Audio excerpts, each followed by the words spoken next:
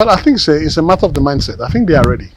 Nobody that is going through what we are going through right now, economically, with the university shortage, with the economy going crazy, and with the opportunities that are in Nigeria right now and are not being taken care of, nobody that wants to see their future will not want to wake up from the slumber they're in right now.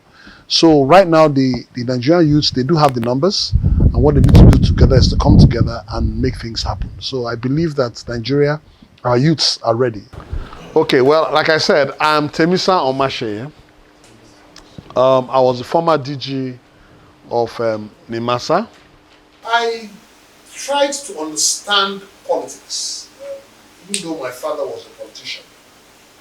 I thought I would try to do a bit of politics by seeing how the politics, how the travail is. And I don't think I did it out of, well, you go in first thinking you win, but actually I think it was more of an experience of how politics actually does work in Nigeria. And many of you will not understand how politics work, because you just see the president appears. But the president appearing starts from something else. And that is why I'm very happy about this kind of talk, because it talks more about youth engagement. And why do I say youth engagement? If you look at the statistics of what we have in Nigeria, 60% of Nigerians are of the age of 40 and below, which is basically their youth. And if you give further statistics, you begin to see that in actual fact, those who are actually controlling you are in the smallest of minorities in this country. But they use intimidation and they use poverty to make you guys do what they want and intimidate you people to do what needs to be done. But politics really in Nigeria is no different from what happens anywhere else. When they say politics is local, that is what it is. Politics is actually local. Whatever you see in the presidency starts from units. It's at the units that the election takes place.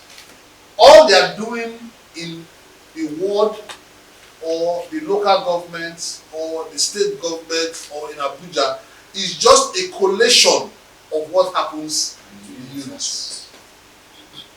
So if you are able to take control of your units, you have controlled the election. And each unit is not supposed to be more than 500 people.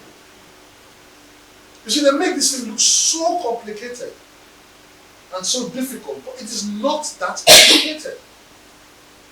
So when an election takes place, yeah, sometimes in a place there might be like a unit that has 5,000 people, so, or an area. So what they do, they break down those units into maybe 500 or 600 and then share it out. But there's a limit to what a unit should be, so that maximum 2,000, depending on what they want to do. So the point I'm making quite simply is that the election is at the units. It's there that things really happen, and that is where don't see yourself as wanting to participate. Start at the unit. Wherever you are from, and I don't believe very much in this issue of saying because I am from Delta or I'm a Shakiri man, I must go and contest in my area. I pay my tax in Lagos, so I should have a right to contest in Lagos. If Lagos is taking my bill, if I'm paying here in Lagos, why should I go and interfere in the politics of the people who are paying my tax in the village? But they've created this issue of indigene, which is not right. Because creating that issue of indigene is creating a separation. I should be able to claim where I am from. If I am living here in Lekki or wherever, then I am a Lagosian. That I was born in, I am relocated.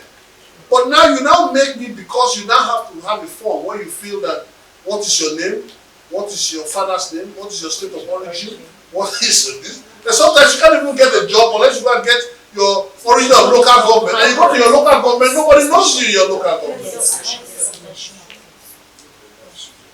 Are you understand what I'm saying? Yes.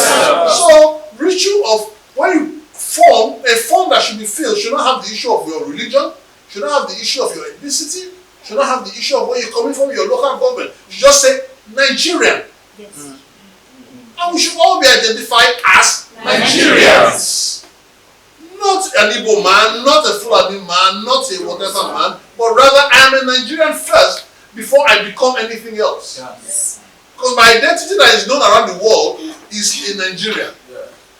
So the problem we have in politics is that so they now make all this creation. So the aim really is that you young ones now should try to create a situation where you are more united. But you see, it's out of oppression that some of our parents will now say, you can't marry a Yoruba man, or you can't marry an Igbo man. It's not necessary. No, at the end of the day, whether you are white, you are black, you are yellow, you have two eyes, you have a nose, you have mouth, you have blood. The blood that runs through you is not different from the same blood that runs in you. So what makes it different from me because of the color of my skin or because of the language that I speak?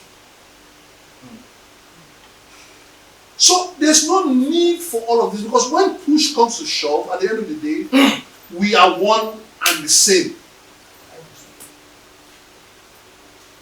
Because in heaven they don't differentiate you. You are who you are. You are a child of God. Because when your spirit goes, they don't see a color, they just see a spirit. You know what I'm saying? Yes, sir. So all I'm saying quite simply is this. Get involved. Why am I saying you should get involved? You are young people. You are going to get married. One way or the other. Even if you don't get married, you'll be a baby papa or a baby mama. One of the two. One thing you have. Well, surely you will have children. Yes. Okay? Because look, let me tell you, life is just a circle. Yes. As I sat down here one day, as I was, my parents came together and gave birth to me. Yes. The moment they gave birth to me, their life changed because their focus was just on me. Yeah. Feeding me, schooling, we're just walking. And as I began to grow up, me too went to marry. The focus has changed. And now it is now my turn to do. So it is just, life is a circle. Yes. And then at the end of the day, we'll die, we'll go. Somebody else will be born. Yes. So what are we fighting about? And what are we arguing about? It is not necessary. So, but you have to get involved to make the changes. You cannot be a couch potato. Only thing I tell you, say the truth. Because one thing that never changes is the truth. But guess what? By saying the truth, you will have enemies. Yes. People will have, but guess what? If you don't have enemies, then you're not making a change. Yes. Yes. Nobody is jealous of a failure. Yes. Nobody is jealous of a failure. The moment people begin to get jealous of you, means you are doing something right. Yes. That means you are already moving up. You are succeeding. Yes. Yes, sir. You understand? Yes, sir. So, don't use as envy, people being envy of you as a bad thing. Raise your shoulder and move on. Yes. Shine your shine, I shine my shine. Have you heard that when two birds collide in the sky? The sky is big enough for we rich man. Why should you be jealous? Why should you be jealous of anybody? That's my quote, man. The sky is big enough, sir. Yes. Why should you be jealous of anybody? There is enough out there. Look, let me tell you. You cannot sleep in more than one bed at a time. You cannot drive more than one car at a time. Yes. You cannot stay in more than one house at a time. Yes. You understand? If we all sit down here, they should cook food for me now. 1 pound of food and 3 meats is more than enough for me. How much more do you want to eat? So why do you need $1 billion in your bank account? I said to my rich friends, the friends I meet, that when they make money, they go to the front. And let me tell you the truth.